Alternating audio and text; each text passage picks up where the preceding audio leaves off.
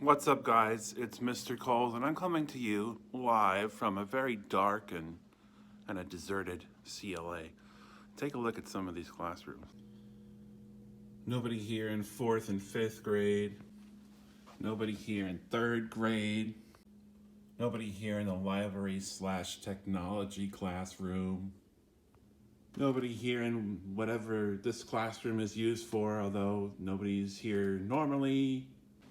There's nobody here up in these classrooms, but you know what? We can still come on into the good old art room and do an art lesson today. Let's open it up. It's very dark in here. Let's turn on some lights. Ooh, let's put the exciting garbage can down. Exciting garbage can. Ooh, garbage. Well, we can come on over here and let's learn about an artist and do some art today. So today we're going to take a look at our book of great artists. We're going to take a look at an artist by the name of Georges Seurat. Georges Seurat was a French Impressionist painter who invented a special style of painting called Pointillism. Seurat painted pictures using tiny dots of paint color instead of regular brushstrokes and solid areas of color. He made different shades of color by painting dots of pure color close to each other. In this way, he created green by mixing blue and yellow dots. Browns and golds were made by tiny dots of red, blue, and orange. Seurat's most famous painting is titled Sunday Afternoon on the Island of La Grande Jatte. The picture shows a park with dozens of people walking and relaxing in the grass beneath shady trees. Close up, the canvas is covered with thousands of tiny dots of paint. To see the picture, one must step back and look at it from a distance.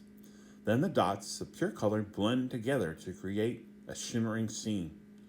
La Grande Jatte is a huge painting 7 feet tall and nearly 10 feet across. Seurat worked on this one painting for nearly 2 years, inventing dot combinations for every shade of color in the scene. He discovered that tiny dots of orange scattered in with other colors gave the impression of sparkling sunlight. Now, if you remember, a few months ago we learned about a French artist named Claude Monet. And he, along with other French artists, developed a new way of painting called Impressionism. And if you remember, Impressionism was when he used kind of broad strokes to paint still lifes and landscapes rather than realistic detail painting, which had been done for hundreds of years before them. And if you remember, we did these water lily projects. Remember these? And we did these because Claude Monet liked to paint water lilies. He liked to paint his gardens in beautiful French landscapes. And Georges Seurat was one of the artists who was inspired by the Impressionists, and he came a little bit after Claude Monet and the other French Impressionists. And he kind of took it a little bit further with his unique style of painting.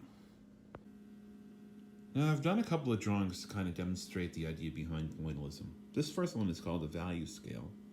And if you notice, it starts out with a light color going all the way to a darker color. And you do that by the amount of dots you use. You start here at this first one, you see just a couple of dots, right? It's very light.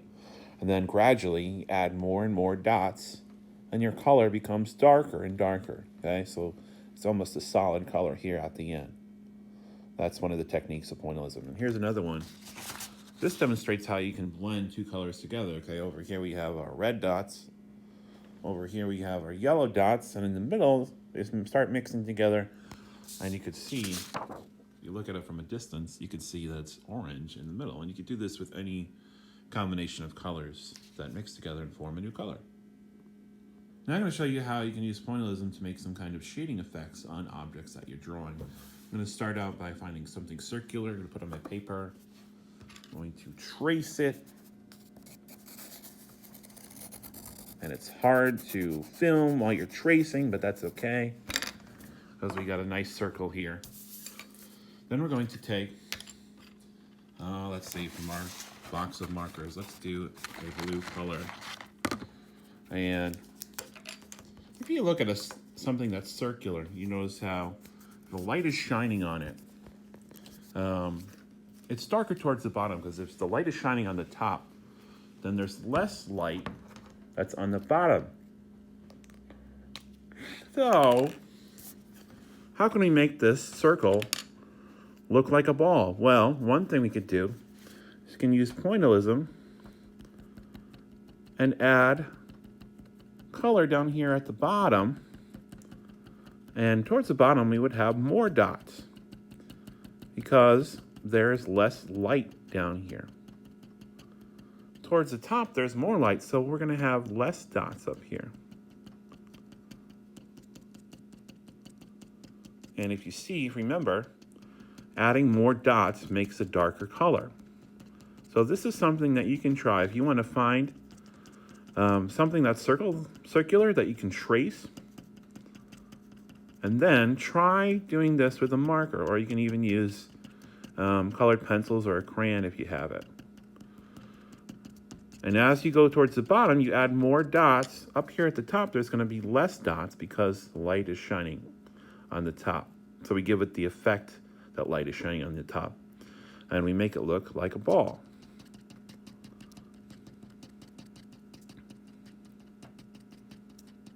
So here it is complete. I didn't think you wanted to watch me do 8,000 dots, but anyway, does it look like a three-dimensional ball? Does it look like a sphere? And you could do these effects just by adding different concentrations of dots, from less dots down to more dots, and that creates the idea of different amounts of light being cast on an object. So now here's a pointillism art project that you can do by yourself at home. First thing you do is you're going to go around your house and try to find some kind of object that you would like to draw in pointillism. It could be something simple like a piece of fruit, or some kind of wooden blocks, or some kind of a cup, or if you want a little more of a challenge, to do something like a flower. Any kind of object that you find around your house that you would be interested in drawing. And if you had some drawing paper, great. If not, maybe you could ask your parents if they have a computer printer, that they have some office paper that you can use. You can ask them to use that. And you can use markers, you can use colored pencils. If you have crayons, that's fine. And you're going to find the colors that you need. Once you've decided what you're going to draw, let's do this apple, just for example. Okay, so this apple, we're going to need some reds, and we're going to need some greens, maybe a little bit of yellow to do this apple. So take a look inside my marker box and take the markers that I think I'm going to need, okay? Ooh, raspberry.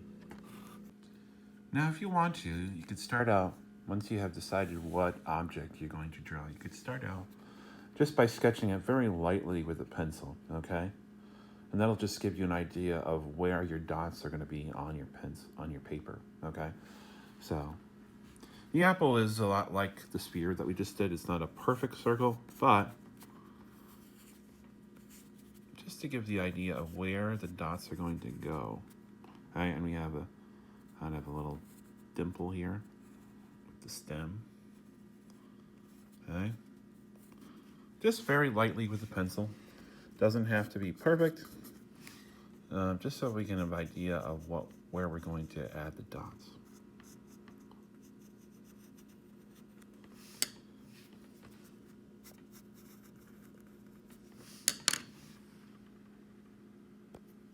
Maybe it's a little more round down here.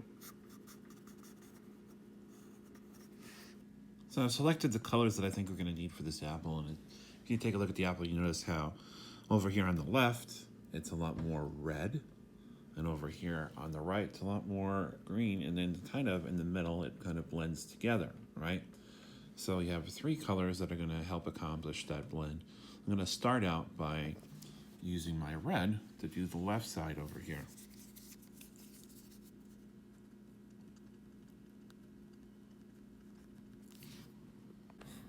Okay, fast forward a little bit.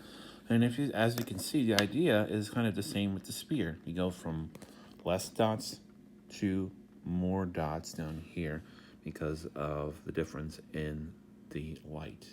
And if I wanted to, I can even take a black marker and over here, see how it's really dark down on this side? I can even add some black to darken up the color over here even more.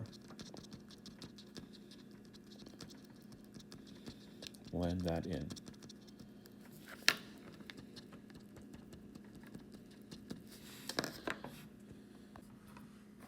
Then for the right side of the apple, I'm going to take my green, my light green, and I'm going to do over here the greenness that we see on this side of the apple.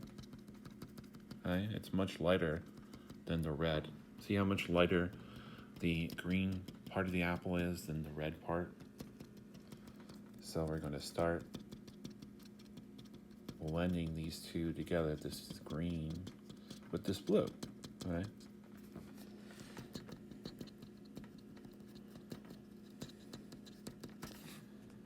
Now that we blended in our green with our red, we can add some yellow. And this just helps make this kind of yellowy green color just by adding the yellow in with the green. Because the green itself is not exactly the same color green as on the apple. The apple is much more of a yellowy green color. So we're going to add the yellow in. You can see how all the colors right next to each other are kind of mixing together, making new colors, right? And that's really one of the main ideas behind Pointillism.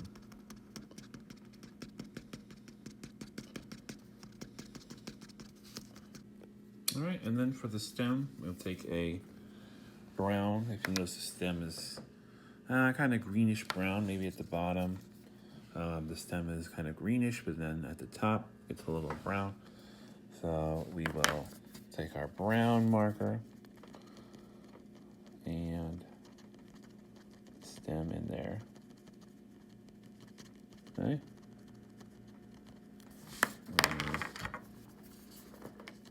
Like that.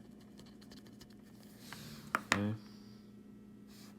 If you notice, the apple is casting a shadow onto the table. See that shadow that's being cast by the apple right there? Well, we can do that on our drawing too. We take brown, because the table is brown, so we can take brown for the shadow. And underneath the apple, we can add some brown dots for a shadow. Close to the apple, you want a larger concentration of dots, and as you get further away with the shadow, you'll make less dots, okay? Like this.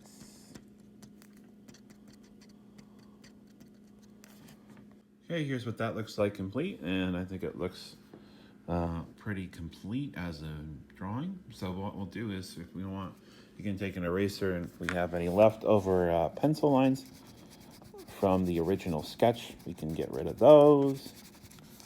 Okay, if you still see any of those, just to clean it up a little bit. Okay.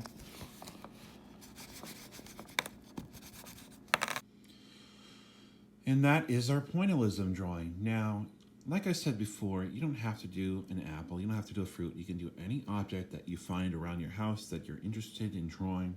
You don't have to do just one object. You can do a combination of different objects, so you don't just have one lonely object sitting on the paper. You can have a bunch of different things. Let's see how you can experiment with these pointillism techniques. Let's see how you can mix colors together, make new colors. Let's see how you can use different concentrations of dots to make lighter areas and darker areas. Okay, let's see what you can come up with. Thanks so much, guys, for joining me. I hope you guys are all doing well. I'm praying for you guys. I hope to see you hopefully sooner rather than later, once this whole thing is over with. See you back in the art room creating great new works of art. I hope you have a great day, and I'll see you next time. And if you're wondering, the brush stayed on green the whole time during this lesson. It's amazing, isn't it?